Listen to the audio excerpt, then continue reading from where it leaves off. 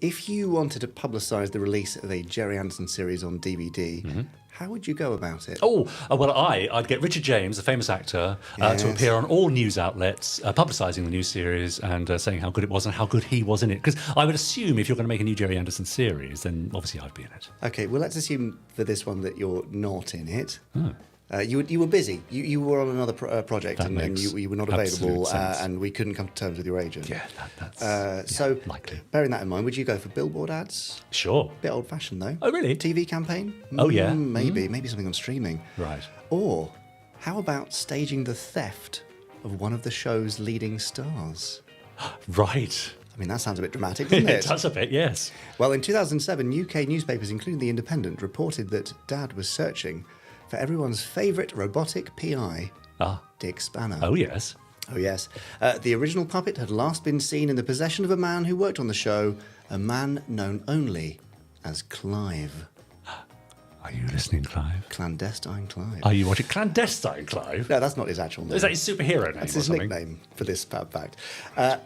In fact, Coventry Live went on to report that Dick Spanner PI is at the top of Gerry Anderson's most wanted list, and he believes he might be hiding in this area. That's a Coventry, obviously. Right, not in this room. No. Yeah. Gerry said he eventually wanted to pass his collection of Thunderbirds, Joe 90 and Thunderbirds marionettes to his family, but it just wasn't complete without Dick Spanner. For anyone who knows, this is starting to sound a little fishy. It is rather, because Gerry isn't the sort of person to want to pass on any of his memorabilia, or indeed have any memorabilia. Yes. Exactly.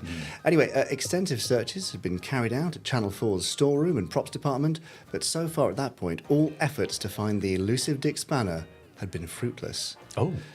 So they alleged that Dad was now appealing at this time for anyone to come forward if they find the lost TV star in Coventry in an attic or hidden away in a Warwickshire garage. Right. It's very specific, isn't it? Yes, and at the time they were even offering a reward for the safe return of this robotic private investigator. And did they find him?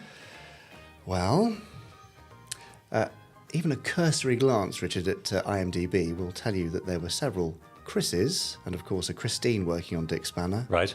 But not a single Clive to be found. Oh. Now, IMDb is not always accurate, of course, but I think that's making things even fishier than they were before, and it was already pretty fishy. Yeah. Well, all was explained when it turned out to be a hoax.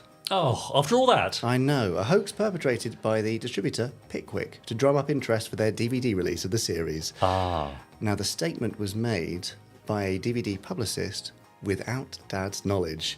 And in fact, not only did Dad not know where the puppet ended up, but he was completely disinterested in trying to find it, which that does make perfect sense. Yes. Of course he wouldn't care where Dick Spanner was. No, Come on. No, he wouldn't, no. The least nostalgic man you've ever met. Yes, that's right. Anyway, so it was all nonsense. It was all a hoax. Dick Spanner was never missing. All right. And Dad certainly didn't give two Right. figs. Okay, now I'm detecting a bit of a theme in Fab Facts for the last couple of weeks. Are you? Well, things that didn't happen. We seem to be spending an inordinate amount of time describing a scenario only to poo-poo said scenario at the end of the fact. Well, no, because the hoax happened.